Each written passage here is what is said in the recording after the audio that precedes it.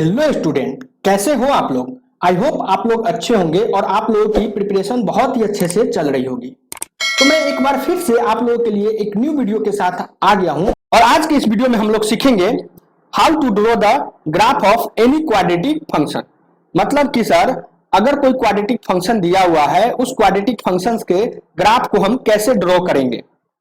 अगर एक बार हम ग्राफ को ड्रॉ कर लिए, उसके बेसिस पे हम लोग बहुत ही इजी वे में उस क्वाड्रेटिक फंक्शंस के रूट्स को, उस क्वाड्रेटिक फंक्शंस के डोमेन्स को, उस क्वाड्रेटिक फंक्शंस के रेंज को कैलकुलेट कर सकते हैं। तो हमें आज इस वीडियो में सीखना है कि सर हम किसी भी क्वाड्रेटिक फंक्शंस के ग्राफ को कैसे ड्रॉ करेंगे। तो चलो शुरू करते हैं आज का ये वीडियो। तो हमारा जो आज का जो टॉपिक है, वो जो टॉपिक का नाम लूं तो उसका नाम है how to draw the graph of any quadratic function. How to draw the graph of any quadratic function. इसको स्टार्ट करने से पहले अगर मैं लास्ट क्लास की बात करूं तो लास्ट क्लास में हम लोगों ने सीखा था, लास्ट क्लास में हम लोगों ने स्टार्ट किया था क्वाड्रेटिक फंक्शंस के स्टार्ट किया था। जो हमारा करेंट टॉपिक चल रहा है वो है क्वाड्रेटिक फंक्शन। क्वाड्रेटिक फंक्शन, और इस क्वाड्रेटिक फंक्शन में हम लोगों ने अब तक क्या क्या सीखा उसकी अगर बात करें तो लास्ट क्लास में हम लोगों ने सबसे पहले सीखा था कि सर ये क्वाड्रेटिक फंक्शंस को डिफाइन कैसे करेंगे। उसके बाद हम लोगों ने सीखा था कि सर कोई भी पॉलिनोमियल इक्वेशन और पॉलिनोमियल फंक्शन, इन दोनों में क्या डिफरेंट है। उसके बाद हम लोगों ने देखा था कि सर अब तक हम लोगों ने क्वाड्रेटिक इक्वेशंस की चर्चा किया था, बट अगर हमें क्वाड्रेटिक फंक्शंस की बात करना पड़े तो हम लोगों ने क्वाड्रेटिक लास्ट क्लास में क्वाड्रेटिक फंक्शंस को डिफाइन किया था। और उसके बाद हम लोगों ने उस क्वाड्रेटिक फंक्शंस को रेंज कैसे निकालते हैं, उस क्वाड्रेटिक फंक्शंस का रेंज कैसे निकालते हैं, उसके दो मेथड हम लोगों ने डिस्कस किया था कि किसी भी क्वाड्रेटिक फंक्शंस के रेंज को निकालने का हमारा दो मेथड था। उन दोनों मेथड्स को हम लोगों ने ऑलरेडी डिस्कस कर चुका है। तो अगर हम बात करें तो हम लोगों ने डिफाइन किया था कि ये जो क्वाड्रेटिक फंक्शन जो होता है एफ ऑफ एक्स, ये is equal to Y is equal to होता है A x square plus B X plus C is equal to ये इतना था। ये हमारा क्वाड्रेटिक फंक्शन था जहां पे कह दिया था कि sir a not is equal to 0। इतना तक समझ में आ रहा है। उसके बाद हमें क्या करना है, इस क्वाड्रेटिक फंक्शंस को हमें एक्स वाई रियल प्लेन में ग्राफ ड्रॉ करना है। एक्स वाई के रियल प्लेन में हमें ग्राफ ड्रॉ करना है।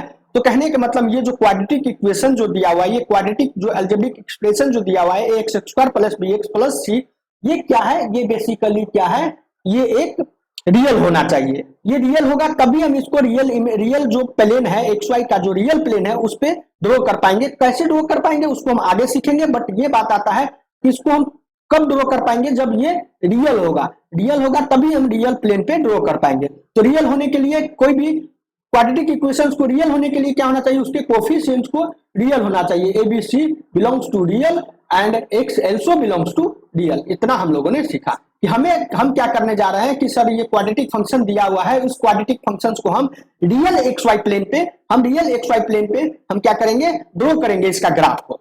इतना तक समझ में आ रहा है। उसके बाद हम समझते हैं कि सर ये जो दिया हुआ है y is equal to A x square plus B x, इसका ग्राफ बनाना है। तो हमें क्या पता है, हमें कुछ स्टैंडर्ड जो फंक्शन दिया हुआ है, ये हमारा फंक्शन है, ये हमें फंक्शन दिया हुआ है, इसका ग्राफ हमें कैलकुलेट करना है। बट हम क्या जानते हैं कि सर हम जानते हैं कि कुछ स्टैंडर्ड फंक्शन जो हमारा है उसका ग्राफ हमें बनाने आता है। उसका ग्राफ हम जानते हैं कि कैसे बनता है। तो अगर हम बात करें कुछ स्टैंडर्ड फॉर्म की, तो उसमें अगर हमें क्या पता है, किसी स्ट्रेट लाइन का जो होता है उसका ग्राफ बनाने आता है, किसी सर्किल के ग्राफ बनाने आता है, सर किसी पैराबोला के ग्राफ को हमें पता है, किसी इलिप्स के ग्राफ जो होता है उसका हमें पता है। उसके बाद हम हाइपरबोला जानते हैं। इन सब सारे चीजों को पता है कि सर हम ऐसे बोले कि सर कुछ स्टैंडर्ड फंक्शन दिया हुआ है, उसके ग्राफ को हमें ड्रॉ करना आता है। मतलब कुछ स्टैंडर्ड जो फंक्शन है उसका ग्राफ ड्रॉ करने आता है। तो अगर हम इस जो क्वाड्रेटिक फंक्शन जो दिया हुआ है उसको हम उस स्टैंडर्ड फंक्शन से रिलेट कर दे तो हमें इसका भी ग्राफ आ जाएगा। तो सबसे पहले हम देख लेते हैं, इसको स्टार्ट करने से पहले देखते हैं कि सर अगर हम आगे हम आप लोगों को एक कोनिक सेक्शन पढ़ाएंगे जिसमें हम आपको पैराबोला पढ़ाएंगे। उसमें हम बताएंगे कि पैराबोला क्या होता है, पैराबोला के ग्राफ कैसे होता है, उस पैराबोला इक्वेशंस के जो स्टैंडर्ड फॉर्म होता है वो क्या होता है, उसका ग्राफ कैसे ड्रॉ करते हैं। उन सब सारी चीजों को हम जब पैराबोला पढ़ेंगे उस समय डिस्कस करेंगे। बस आपको इसका ग्राफ बनाने के लिए आपको पैराबोला का एक आइडिया होना चाहिए, उसको हम इस वीडियो में सीखते हैं। तो सबसे पहले हम इसको ग्राफ बनाने से पहले हम सीखते हैं कि सर ये पैराबोला क्या होता है और इसका क्या आइडिया आप देना चाह रहे हो। तो हम देखते हैं कि जो सर पैराबोला जो होता है ना, ये बेसिकली दो टाइप का पैराबोला होता है। ये पैराबोला जो होता है, अगर हम इसका बात करें, इसको नोट्स लेकर, ये टॉपिक में इसको हम नोट्स लेकर लिखते हैं, क्योंकि इस जो नोट्स, ये कंसेप्ट जो हम लिख रहे हैं पैराबोला का, इसका हम यूज करेंगे। कब यूज करेंगे? जब ये हमारा फंक्शन, क्वाड्रेटिक फंक्शंस का जो ग्राफ बनाना है, उस ग्राफ बनाने में हम इस पैराबोला का जो इक्वेशन है उसका यूज करेंगे। तो सबसे पहले हमें पैराबोला का आइडिया होना चाहिए कि पैराबोला का ग्राफ कैसे होता है, उसका इक्वेशन क्या होता है, और उस इक्वेशन से हम इस इक्वेशन जो हमारा मेन ये जो मेन फंक्शन दिया हुआ है y is equal to A x square plus B X plus C को हम रिलेट करके इसका ग्राफ ड्रॉ कर लेंगे। तो सबसे पहले हम देखते हैं, हमारा दो पैराबोला होता है। अगर हम फर्स्ट पैराबोला का बात करें तो ये होता है equation y square is equal to 4ax, और अगर हम सेकेंड पैराबोला की बात करें तो सेकेंड पैराबोला होता है x square is equal to 4ay, ये होता है। तो इसका जो ये जो पैराबोला है, इस टाइप के पैराबोला को हम कहते हैं हॉरिजॉन्टल पैराबोला। क्यों हॉरिजॉन्टल कहते हैं हम आगे डिस्कस करेंगे। हॉरिजॉन्टल पैराबोला, ये हो गया हॉरिजॉन्टल पैराबोला, और इस टाइप को हम कहते हैं, ये होता है वर्टिकल पैराबोला। ये तक समझ में आ रहा है कि सर ये हॉरिजॉन्टल पैराबोला और वर्टिकल पैराबोला में क्या डिफरेंस है बेसिकली। तो ये हम अगर इक्वेशंस की बात करें तो ये इक्वेशन दिया हुआ है y square is equal to 4ax। तो अगर हम इसको सिंप्लीफाई करें तो यहां से क्या हो गया, y square minus 4ax is equal to 0। तो कहने के मतलब ऐसे 4ax ना होगा, यहाँ पे 4ax। तो सर यहाँ पे हमें ये क्या दिख रहा है, ये एक क्वाड्रेटिक इक्वेशन दिख रहा है, किसमें, y में। तो कहने का मतलब x का एक वैल्यू होगा तो यहाँ से y का दो वैल्यू आएगा, x का यहाँ पे एक वैल्यू आएगा तो y का दो वैल्यू आएगा। तो अगर x का एक वैल्यू आता है तो y का दो वैल्यू आएगा। कहने का मतलब अगर इसका ग्राफ ड्रॉ करें तो इस टाइप का ग्राफ होगा, इसका ग्राफ ड्रॉ करें तो कहने का मतलब x का एक वैल्यू पे y का दो वैल्यू आता है। तो ये रहा हमारा x का एक वैल्यू हम कैलकुलेट कर रहे हैं, x का वैल्यू मान लो x1 है, तो यहाँ पे हमें y का दो वैल्यू आ रहा है, ये हो गया y1 और ये हो गया y2। तो ये जो ग्राफ होता है ये होता है हॉरिजॉन्टल पैराबोला। हॉरिजॉन्टल पैराबोला इसलिए कह रहे हैं कि सर ये जो पैराबोला है ना, इसका ये हो गया हमारा एक्सिस, तो इसको हॉरिजॉन्टल इसलिए कहते हैं। तो ये जो एक्सिस होगा या तो एक्स एक्सिस होगा, नहीं तो एक्स एक्सिस के पैरेलल होगा, इसीलिए हम इस पैराबोला को कहते हैं कि सर ये हॉरिजॉन्टल पैराबोला है। क्यों हॉरिजॉन्टल पैराबोला है? क्योंकि जो ये इसका जो एक्सिस है ये एक्स एक्सिस के पैरेलल होगा या एक्स एक्सिस खुद होगा। इतना तक समझ में आ रहा? ये हो गया हमारा हॉरिजॉन्टल पैराबोला। और अगर हम सेकेंड बात करें, वर्टिकल पैराबोला की बात करें, तो वर्टिकल पैराबोला का जो इक्वेशन है एक्स स्क्वायर माइनस 4ay, कहने का मतलब सर अगर y का एक वैल्यू लेते हैं तो x का दो वैल्यू आएगा। तो इस टाइप का ग्राफ को हम बनाए तो ये हमारा इस टाइप का ग्राफ बनेगा। तो अगर हम देख रहे हैं कि y का एक वैल्यू अगर y1 हम लेते हैं तो यहाँ से x का दो वैल्यू x1 और यहाँ से x का दो x1 x2 ये आ गया। तो ये हम लोगों ने देखा कि सर अगर कोई इक्वेशन, कोई function y square plus 4ax के टर्म में होगा तो उसको हम हॉरिजॉन्टल पैराबोला कहेंगे और उसका ग्राफ जो इस टाइप से बनेगा। और अगर सर कोई इक्वेशन, कोई function x square is equal to 4ay दिया हुआ है, उसका जो ग्राफ बनेगा वो इस फॉर्म फंक्शन में होगा और इसको हम कहेंगे वर्टिकल पैराबोला होगा। इतना हम लोगों ने देखा। अब हमारा जो काम होगा वो मेन जो function y is equal to ax square plus bx plus c दिया हुआ है, इसको हम क्या करते हैं, इस दोनों फंक्शन में से किसी एक के टर्म में हम लाते हैं। तो हम देखेंगे कि सर यहाँ पे एक्स स्क्वायर दिया हुआ है, तो हमारा जो टर्म आएगा हम बेसिकली इसको इस टर्म में ला सकते हैं। इसको सिंप्लीफाई करके हम क्या करेंगे, वर्टिकल पैराबोला के टर्म में हम ला सकते हैं।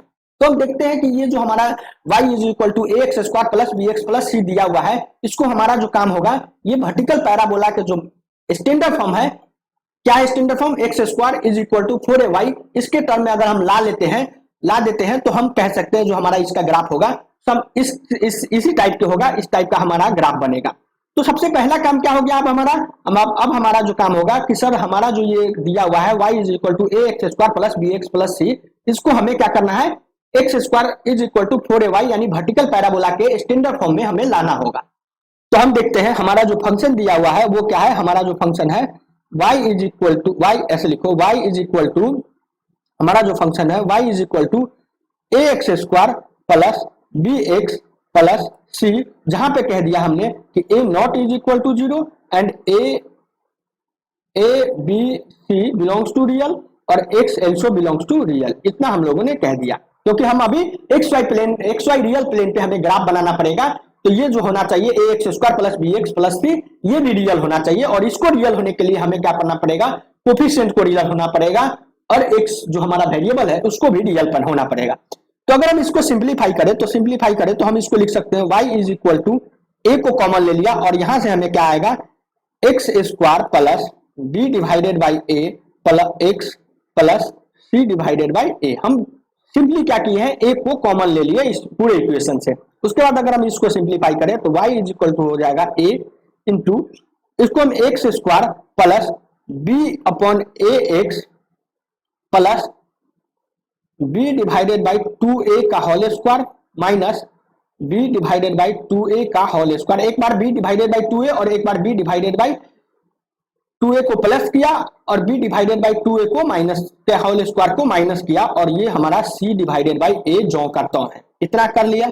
उसके बाद अगर हम ये देखते हैं कि सर ये जो टर्म आ रहा है ये क्या है, ax square plus B x square plus 2ab दिख रहा है, तो इसको हम लिखेंगे y इज इक्वल टू हो गया a इंटू यहां से हम लिखेंगे x plus B divided by 2a का होल स्क्वायर, ये हो गया x plus B divided by 2a का होल स्क्वायर, और यहां से आ गया plus c by a minus b square बटा 4a स्क्वायर, इतना आ गया। उसके बाद अगर हम इसको सिंप्लीफाई करें तो इसको हम सिंप्लीफाई करते हैं तो हमारा क्या होगा कि क्या आएगा आगे देखते हैं, a इंटू यहां पे हम लिख सकते हैं x plus B divided by 2a को जो के तौर रखा, और यहां से हम लिख सकते हैं अगर हम इसको सिंप्लीफाई करें तो 4ac minus b square divided by 4a square आएगा। और इसको हम अगर देखते हैं तो सर हम जानते हैं कि d का वैल्यू क्या होता है, बी स्क्वायर माइनस 4ac, तो अगर हम इसको बी स्क्वायर माइनस 4ac की जगह d पुट करें तो यहां से जो हमारा इक्वेशन आएगा y इज इक्वल टू होगा a into x plus B divided by 2a का होल स्क्वायर माइनस b बटा 4a का होल स्क्वायर, इतना तक आ गया। उसको अगर हम और सिंप्लीफाई करें तो y इज इक्वल टू हम लिख सकते हैं a इंटू ए को हम इनसाइड ले जा रहे हैं, ए को हम इनसाइड ले जा रहे हैं, तो हमारा जो आएगा a into x plus B divided by 2a का whole square minus d divided by 4a, ये आ गया। और इसको हम और आगे देखते हैं तो अगर हम देख रहे हैं इसको अगर हम सिंप्लीफाई करें तो y plus d divided by 4a आ गया इज इक्वल टू हो गया a into x plus B divided by 2a का होल स्क्वायर, इतना तक आ गया। हम लोगों ने हमारा जो क्वाड्रेटिक इक्वेशन था A x square plus B X plus C is equal to Y, इसको हम लोगों ने इस टर्म में ला लिया। अब हमें देखना है कि सर जो हम लोगों ने स्टैंडर्ड क्वाड्रेटिक वर्टिकल पैराबोला का जो स्टैंडर्ड जो फॉर्म लिखा था वो है x square plus x square is equal to 4ay, तो हम इसको स्टैंडर्ड जो वर्टिकल पैराबोला है उसका हम लिख सकते हैं 4ay इज इक्वल टू हमारा क्या है एक्स स्क्वायर है, ये है। इसको हम अगर थोड़ा सा सिंप्लीफाई करें तो 4a इंटू हम लिख सकते हैं y माइनस 0 प्लस एक्स, यहां पे हम इक्वल टू होगा is equal to x minus 0 का होल स्क्वायर, ये हो गया। तो जहां पे हम यहाँ पे दिख रहे हैं जो ये हमारा वर्टिकल पैराबोला जो दिया हुआ है, ये जो हमारा वर्टिकल पैराबोला दिया हुआ है इसका अगर वर्टिक्स की बात करें तो ये होता है वर्टिक्स, ये होता है वर्टिक्स कहते हैं इसको हम वर्टिक्स कहते हैं। और वर्टिक्स का अगर कोऑर्डिनेट देखें तो कोऑर्डिनेट क्या होगा 0 और 0, वर्टिक्स का कोऑर्डिनेट 0 और 0 हो गया। तो सेम इसी प्रकार से हम अगर इसको देखें, इसको हम इससे रिलेट करें तो ये भी एक दिख रहा है कि सर y एक साइड LHS में y है और RHS में x का स्क्वायर है, बट यहाँ पे क्या दिख रहा है कि जो इसका वर्टिक्स है वो क्या है, ये तो पहले दिख रहा है एक वर्टिकल पैराबोला है, वर्टिकल पैराबोला दिख रहा है, पैराबोला वर्टिकल पैराबोला हो गया। तो कहने का मतलब जो हमारा जो ये क्वाड्रेटिक फंक्शन है ये क्या है एक्चुअल में, ये वर्टिकल पैराबोला है, जिसका जो वर्टिक्स का बात करें वर्टिक्स क्या है, अगर हम वर्टिक्स का बात करें वो क्या है, वर्टिक्स का कोऑर्डिनेट की बात करें तो minus B upon 2a and minus D divided by 4a, ये हमारा वर्टिक्स हो गया इस वर्टिकल पैराबोला का, ये हमारा वर्टिक्स हो गया। तो कहने के मतलब कि जो हमारा क्वाड्रेटिक फंक्शन जो होता है सर वो एक वर्टिकल पैराबोला होता है, और हम वर्टिकल पैराबोला का ग्राफ बनाने हमें आता है, हम लोगों ने सीखा है कि सर वर्टिकल पैराबोला का ग्राफ कैसे बनता है। तो हम लोगों ने देखा कि वर्टिकल पैराबोला का ग्राफ इस तरह से बनता है, जिसका एक्सिस क्या होगा, एक्सिस होगा वाई एक्सिस होगा या तो वाई एक्सिस के पैरेलल होगा। तो कहने के मतलब जो वर्टिक्स होगा वर्टिकल पैराबोला का जो एक्सिस होगा वो होगा वाई एक्सिस के पैरेलल होगा। इतना तक समझ में आया। और हम लोगों ने देखा कि सर हमारा जो क्वाड्रेटिक फंक्शन दिया हुआ है ये भी एक वर्टिकल पैराबोला है, तो इसका जो ग्राफ बनेगा या तो दो टाइप से हो सकता है कि सर या तो ग्राफ ऐसे ऐसे लिखो कि सर या तो ग्राफ ओपन अपवर्ड होगा या ग्राफ ओपन डाउनवर्ड होगा, मतलब कि डाउनवर्ड ओपन होगा या डाउनवर्ड अपवर्ड होगा। तो अगर इस टाइप से हमारा ये y is equal to A x square plus B X plus C, ये जो हमारा फंक्शन है क्वाड्रेटिक फंक्शन, इसका ग्राफ ये रहा। इस तरह से हम ग्राफ ड्रॉ कर सकते हैं। ये हमारा y एक्सिस हो गया और ये हमारा x एक्सिस हो गया, ये हमारा y एक्सिस हो गया और ये हमारा x एक्सिस हो गया। और इसके हमारा जो वर्टिक्स होगा, ये जो वर्टिक्स का बात करें, अगर वर्टिक्स को हम a पॉइंट देते हैं तो हमारा वर्टिक्स का कोऑर्डिनेट क्या होगा, ये हमारा कोऑर्डिनेट हो गया। इतना तक समझ में आ रहा है।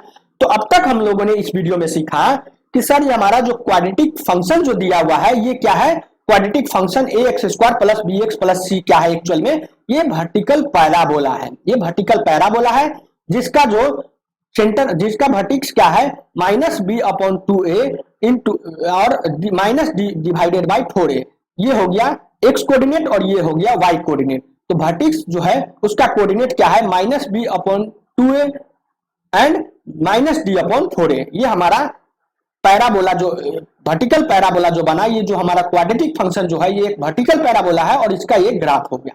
तो आज इस वीडियो में हम लोगों ने वर्टिकल जो हमारा क्वाड्रेटिक फंक्शन है उस क्वाड्रेटिक फंक्शंस के ग्राफ को ड्रॉ करना सीखा। तो हम आगे इस नेक्स्ट वीडियो में कंटिन्यू करेंगे कि सर ये हमारा ये जो ओपन अपवर्ड कर रहे हो और ओपन डाउनवर्ड कर रहे हो, ये ओपन अपवर्ड ओपन डाउनवर्ड, ये सर जो हमारा ये इस टाइप से कट कर रहा है, इसका क्या मतलब हो गया, सर इसका रेंज क्या होगा। तो हम नेक्स्ट वीडियो में सीखेंगे कि सर ये ओपन अपवर्ड क्यों है, ये ओपन डाउनवर्ड क्यों है, सर इसका रूट्स क्या होगा, सर इसका रेंज क्या होगा। इन सब सारी चीजों को मैं नेक्स्ट वीडियो में कंटिन्यू करूंगा। आज हम बस और बस इस वीडियो में सीखे कि सर हमारा क्वाड्रेटिक फंक्शन जो दिया हुआ है उसका ग्राफ कैसे ड्रॉ करेंगे। तो हम लोगों ने ग्राफ ड्रॉ करना सीख लिया और सीखा कि सर हमारा वर्टिक्स जो हमारा जो क्वाड्रेटिक फंक्शन जो है ये एक प्रकार के वर्टिकल पैराबोला है। इतना हम लोगों ने इस वीडियो में डिस्कस किया। इससे आगे हम नेक्स्ट वीडियो में कंटिन्यू करूंगा। आज के लिए इतना ही। Thank you so much.